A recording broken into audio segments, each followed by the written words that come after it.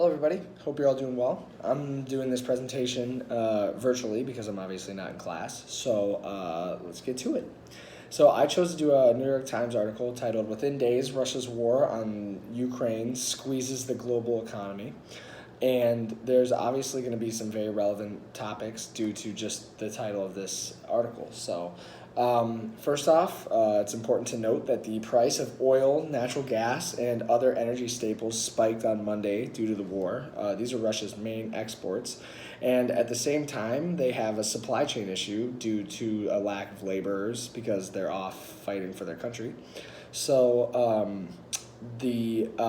with the supply chain issues, along with the spiking prices of energy, the United States and Europe allies decided to continue to pile on Russia by seizing their financial transactions, and they froze hundreds of billions of dollars for the central bank's assets that are being held abroad, so Russia has no access to them no matter what they do. So they can't export anything. They have a lack of supply chain to which they couldn't export even if they wanted to, and on top of all of that, their financial assets are being frozen.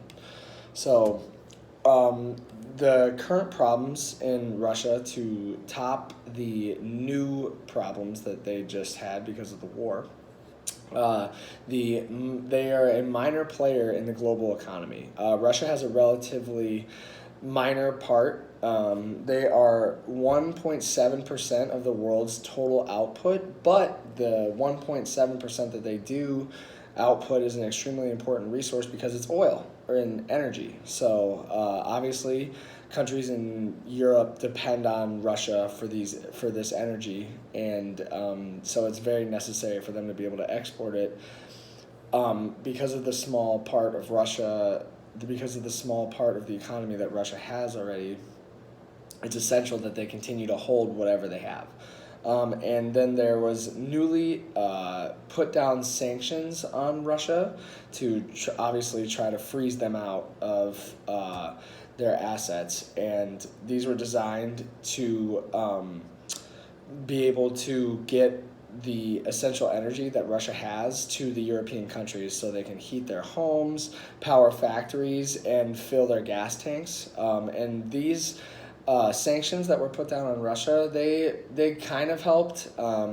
The price of oil's obviously surging, and the war has only worsened that price because of the lack of materials, and there's worries about shortages as well as there's shortages in energy as well as on grain, metals, and wheat and corn, which are Ukrainian and Russian exports. So there's almost nothing that's being able to be exported. On top of those, even more essentially, they are not able to produce and export essential metals like aluminum and nickel that are used from everything from phones to automobiles. So these are essential in countries like Germany and other European countries that are big in automobile manufacturing as well as cell phone manufacturing. So these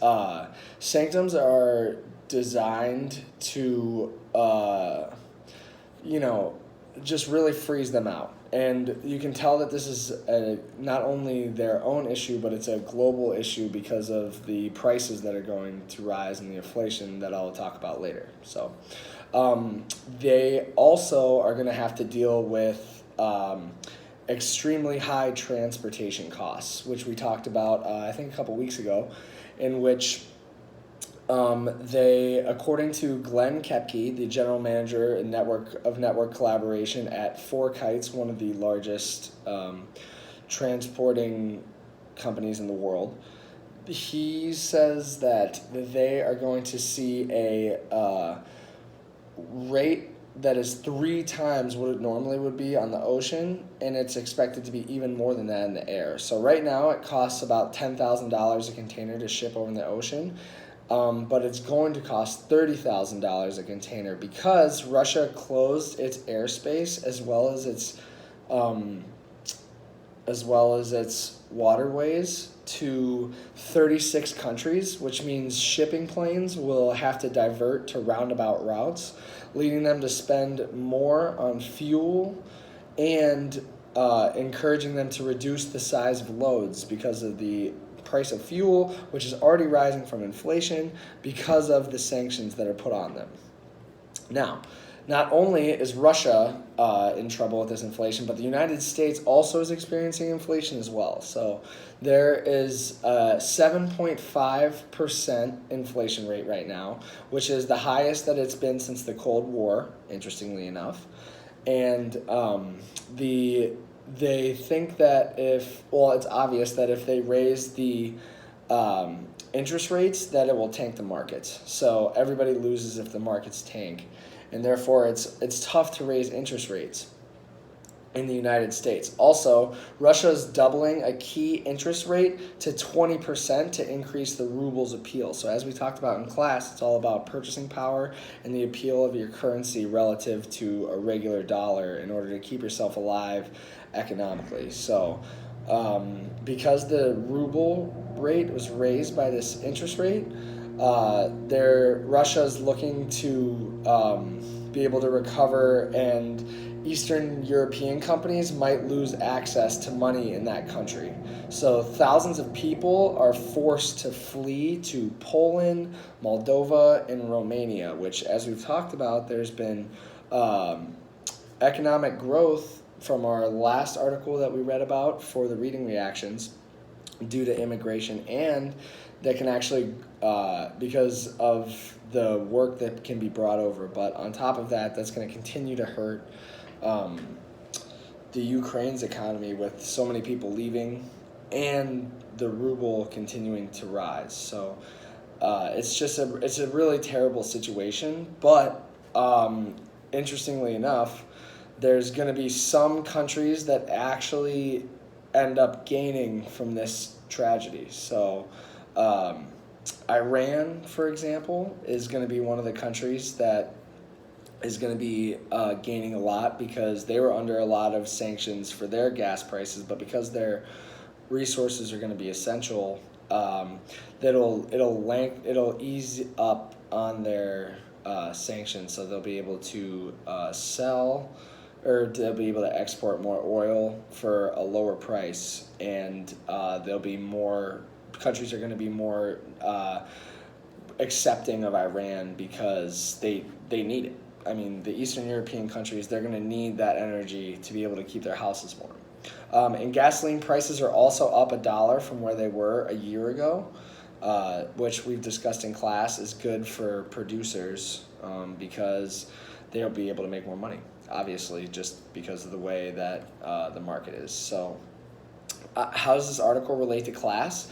I mean, I think I've said 4 or 5 key terms that we've had weekly units of.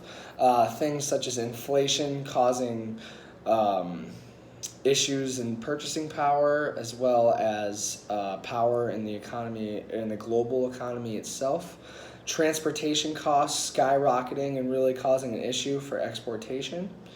The purchasing power of the ruble, which we talked about.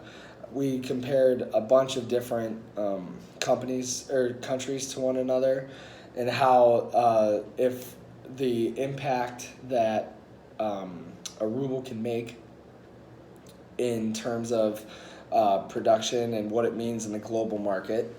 And finally, resources being limited, benefiting other nations. So because of the oil and energy issues that are happening in Russia right now, Iran just benefits because they have the capital to be able to export that, and they are currently not in any wars or anything, and they have the labor to be able to do it as well. So I hope you guys all enjoyed this. I know this is an interesting way of presenting, and it may be a little bit unclear because I'm not in person, but if you have any questions, I'd be happy to take emails or anything like that. So thank you very much, and I hope you all learned something from this.